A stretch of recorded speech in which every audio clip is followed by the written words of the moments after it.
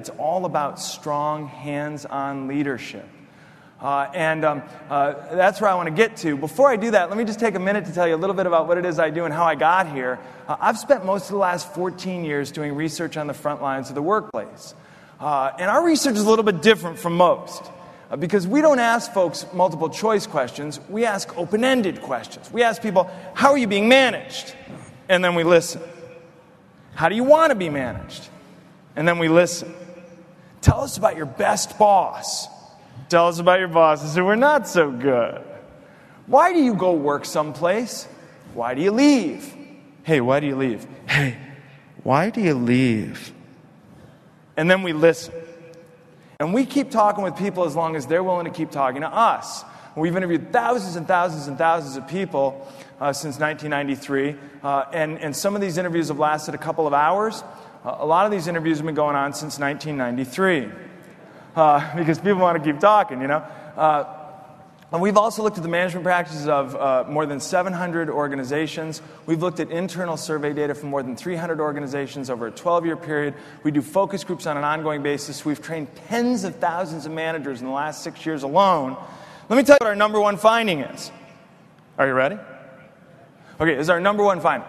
It's getting harder to recruit and manage and retain people. Yes, we've done 14 years of research to come up with that. I know some of you are thinking, you could have just called me.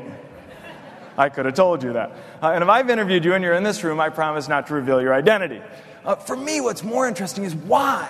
Why is it getting so much harder to recruit and manage and retain the best people, especially the best young people? And I think there are two basic reasons. The first reason is that the workplace is becoming more and more high pressure. And the second reason is that the workforce is becoming more and more high maintenance. And everywhere I go, that's what leaders and managers tell me. But see, that's never what the new economy was really about. Sometimes people say to me, well, the dot-com boom went bust. The never-ending stream of good news ran into a logjam. Lately, there's been a lot of bad news on the front pages. Where are these Generation Xers now? They're in their late 30s, early 40s. They have children. They have mortgages. They must be seeking security. And they are. But we interview them every day, and some of them we've been interviewing for 14 years. We'll say, you must be seeking security now. And they say, oh, yes, I am. We say, so you're ready to pay your dues and climb the ladder the old-fashioned way? You know what they tell us? They say, hey, I'm too conservative to do that. Have you noticed the world's in a state of constant change? Everything's uncertain. I can't put all my eggs in one basket. I got to keep my options open. I'm not a free agent because I want to be. I'm a free agent because I have to take care of my family.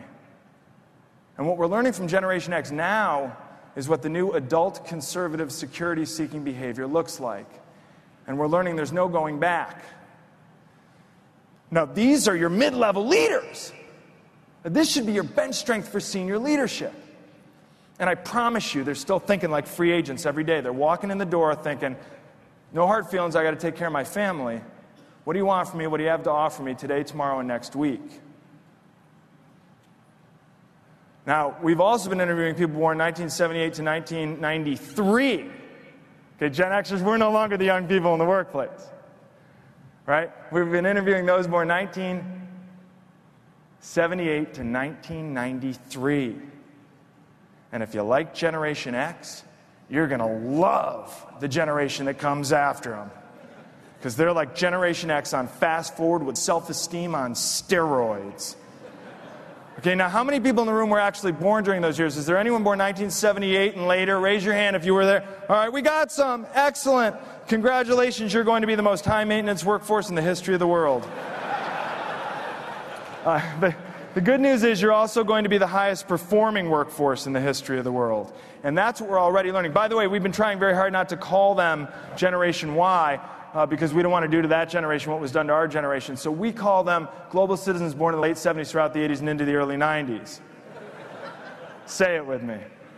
If you don't mind, I'll say Generation Y for short.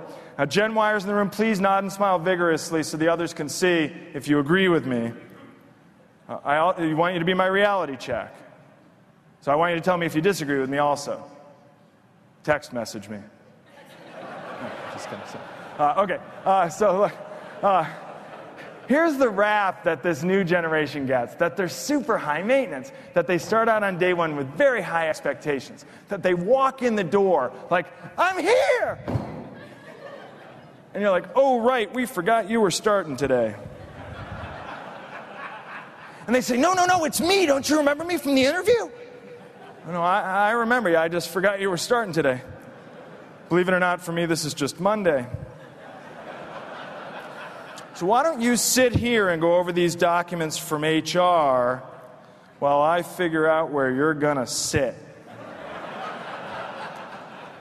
And they're like, no, but I mean, it's me. Don't you remember me? Listen, I've been to the website. There's 17 things we need to change about the company right away.